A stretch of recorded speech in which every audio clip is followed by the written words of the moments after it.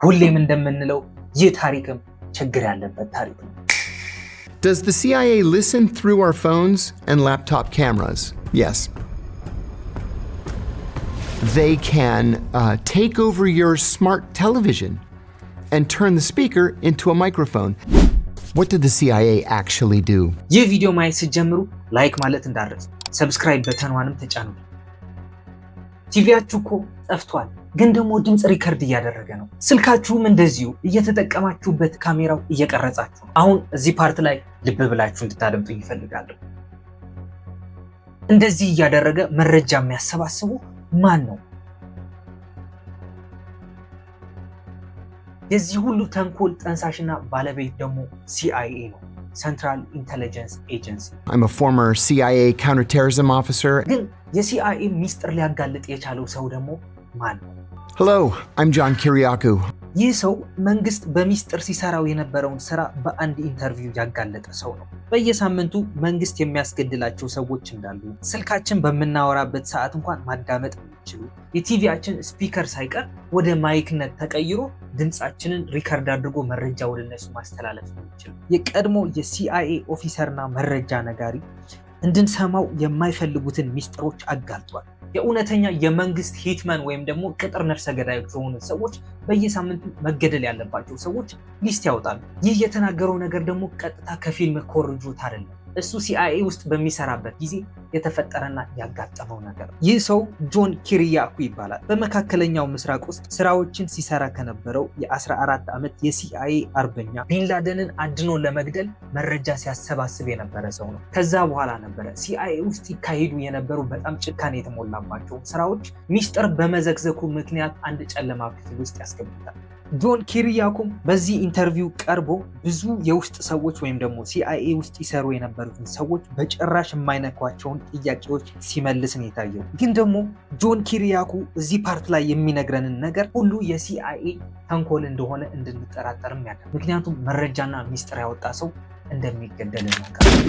ለጆን ኪሪያኩ የቀረበለት የመጀመሪያው ጥያቄም ሲአይኤ ምን ያደርጋል ወይም ሲአይኤ ምንድን ነው የሚል ጥያቄ ነበር። What the CIA is supposed to do, what it is legally tasked with doing, is very simply ኪሪያኩም ይህንን ነገር አደባብሶ ማለፍ አልፈለገም። to recruit spies, to steal secrets, and then to analyze those secrets, to give the president and other senior policymakers the best information with which they can make policy. ዋናው ተልእኮ ቀላል ነው።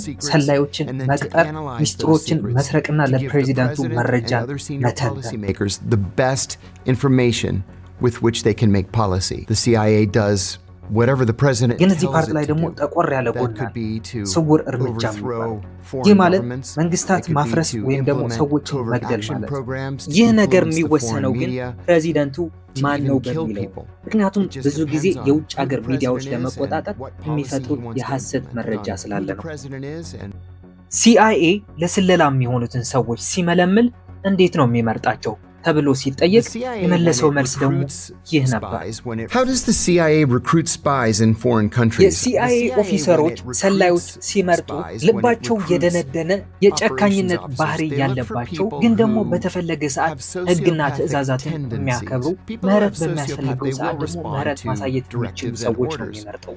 ስለዚህ አስቡት፣ ይህ ኤጀንሲ ማለት ደግሞ ሲአይኤ በስሩ ቀጥሮ ሊያሰራቸው የሚፈልግ ሰዎች ብዙ ጊዜ ህሊናቸው በመስኮት አውጥተው መጣል የሚችሉ ሰዎች እንደሆነ ይነገራል። ከሲአይኤ ዋና መስሪያ ቤት የደረሰን ትዕዛዝ ነበረ ስለ ኢንዶኔዥያ ኢኮኖሚ ጥናት ስሩ የሚል። የኢንዶኔዥያ ኢኮኖሚ ዋና ጸሐፊ የሆነ ሰው በአካል ታገኘውና ጓደኛ ታደርገዋለህ። ያንተና የእሱ ሚስትም ጓደኛሞች እንዲሆኑ ታደርጋለህ። ቫኬሽንም መውጣት ትጀምራለህ። ይህ ርቀት ተጉዘህ ግን ስለ ኢንዶኔዥያን ኢኮኖሚ የሆነ መረጃ ትንፍሽ የማይል ከሆነ ምንድን ነው የምታደርገው ተብለን ተጠይቀን ነበር።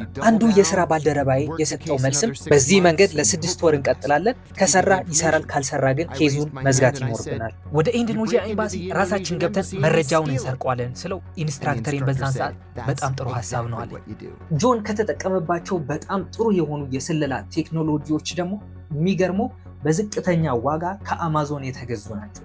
What's the coolest piece of spy tech you ever got to use? You know, there's kind of a dirty little secret about spy tech, and it is that 95% of it is purchased from Amazon.com. ስፔሻል በሆነ ፕሮዳክሽን የተዘጋጀ የስለላ ዕቃ ግን ሌዘር ቦርሳ እንደነበረችው ይናገራል። ይቺ ቦርሳ ፓኪስታን ውስጥ አንድ ሰውን ለመሰለል ሪከርድ የምታደርግ ዲቫይስ ቀብሮባት እንደተጠቀመባትም ይናገራል።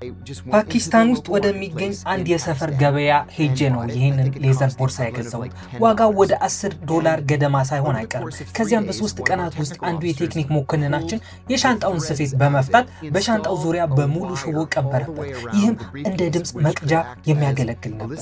ያ መጥፎ ሰውዬ ወይም ጠላታችን ሻንጣውን ከኔ ተቀብሎ ከፈተው፣ ውስጥም በደንብ ፈተሸው። ነገር ግን መሳሪያው በሻንጣው ውስጥ ተደብቆ ስለተሰፋ ምንም ሊያገኝ አልቻለም። እኛም እዚያ ተቀምጠን ስብሰባችን ስናካሂድ ግማሽ ማይል ርቀት ላይ የነበሩ የሥራ ባልደረቦች ሙሉውን ንግግር ማዳመጥ ችለው ነበር። በጣም አስደናቂ ነገር ነበር። ሁሉም ሰው ሊመለስለት የሚፈልገውን አንድ ጥያቄ ጠይቀውት ነበረ። እሱም CIA በስልኮቻችን በኩል ቪዲዮ ይቀርጸናል፣ ድምጽም ይቀርጸናል ወይ ብለው ነበር። ለዚህ ጥያቄ ደግሞ ቦምብ የሆነ መልስ ነበር የሰጠው።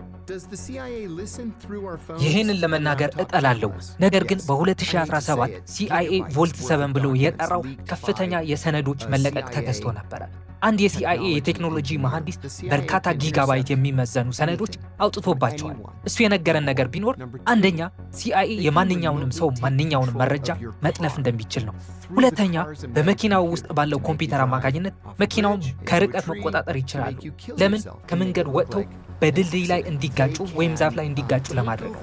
በዚህም ራስዎን እንዳጠፉ አስመስለው ግድያውን እንደ ድንገተኛ አደጋ አድርገው ለማቅረብ ነው። የእርስዎን ስማርት ቴሌቪዥንም ቢሆን ተቆጣጥረው በክፍሉ ውስጥ የሚባለውን ለመስማት እንዲችሉ የቲቪውን ስፒከር ወደ ማይክሮፎንነት መቀየር ይችላሉ። ቲቪ በጠፋበት ሁኔታ እንኳን ሳይቀር ይህንን ማድረግ ይችላሉ። እስካሁን ካልወጡት ሚስጥሮች ውጭ ሌላ ምን ሊያደርጉ እንደሚችሉ እግዚአብሔር ብቻ ነው የሚያውቀው። ስለ ማህበራዊ ሚዲያም የሆነ ነገር ጠይቀውት ነበር። መልሱም እንደዚህ ነው። Is social media the biggest intelligence gathering tool today? It is. ኪሪያኩም እንዳለው ከሆነ በታሪክ ውስጥ ትልቁ የመረጃ መሰባሰቢያ መሳሪያ ብሎ ይጠራዋል። ሰዎች መላ ህይወታቸውን፣ አካባቢያቸውን፣ ጓደኞች፣ አስተያየቶች፣ ምልመላና ክትትልን ከመቼውም ጊዜ በበለጠ ቀላል በማድረግ በፈቃደኝነት ሶሻል ሚዲያው ላይ ይለጥፋል። አሁን እዚህ ፓርት ላይ ልብ ብላችሁ እንድታደምጡ እፈልጋለሁ። ምክንያቱም ችግር ያለበት ጥያቄ ነበር የጠየቁት። ሂትማኖች ወይም ቅጥር ነፍስ ገዳዮች አሉ ወይ? ኪሪያኩም አዎ። በየሳምንቱ ማክሰኞ ጧት 3 ሰዓት ላይ የግድያ ዝርዝር የሚባል ነገር ለማውጣት ይሰባሰባሉ። በጠረጴዛ ዙሪያ ተቀምጠው በዚያ ሳምንት እንዲገደሉ የሚፈልጓቸውን ሰዎች ዝርዝር ያዘጋጃሉ። ከዚያም ዝርዝሩን ወደ CIA ይወስዱታል። በአውሮፕላን ተሳፍረው ወደ ፈለጉት ሀገር ሄዳሉ። ግለሰቡን ይገድላሉ፣ ከዚያም ይመለሳሉ። በመቀጠልም በዝርዝሩ ላይ ወደ ተቀመጠው ሁለተኛ ሰው ይሸጋገራሉ። ነገር ግን ፕሬዚዳንቱ ይህ በሚስጥር የሚሰራውን ስራ ላይ ከፈረሙ ብቻ ነው።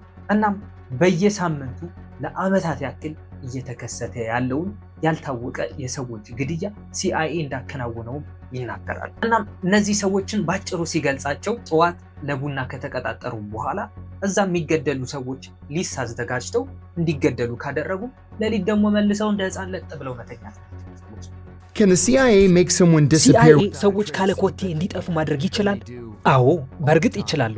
ሁልጊዜም ያደርጉታል። ከ9/11 ወይም 9/11 ጥቃት ማግስት CIA አርኪፔላጎ ወይም የደሴት ስብስብ በሚባሉ በርካታ ሚስጥራዊ እስር ቤቶች አቋቁመው ሰዎችን ያጠፋ ነበር።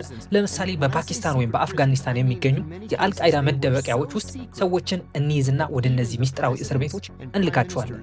እስር ቤቶቹም በጣም ሚስጥራዊ ከመሆናቸው የተነሳ እስር ቤቶቹ በሚገኙባቸው ሀገራት ያሉ ፕሬዚዳንቶች እና ጠቅላይ ሚኒስትሮች እንኳ በሀገራቸው ውስጥ የCIA እስር ቤት መኖሩን አያውቁም ነበር። ጆን ኪሪያኩ እነዚህ ሚስጥሮች ለማጋለጥ ነፃነትና ደህንነቱን አደጋ ውስጥ የጣለ ሰው ነበር። በስለላ ድርጅቶች ውስጥ ደግሞ የኪሪያኩ አይነት ድምጾች በጣም ብርቅዬ ናቸው። ይህ ቪዲዮ አይናችሁን የገለጠ ቪዲዮ እንደሆነ ተስፋ አደርጋለሁ። ሌላ ቀን በሌላ ታሪክ እስክንገናኝ ድረስ ሰላም ቆዩልኝ።